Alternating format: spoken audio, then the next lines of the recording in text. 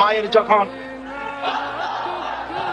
মা যখন প্রসূতি, তার বাবা, তার মা, তার স্বামী কেবিনের বাইরে দাঁড়ায় চোখের পানি ফেলছে। এই চোখের পানি দুঃখের পানি নিশ্চয়ই নয়।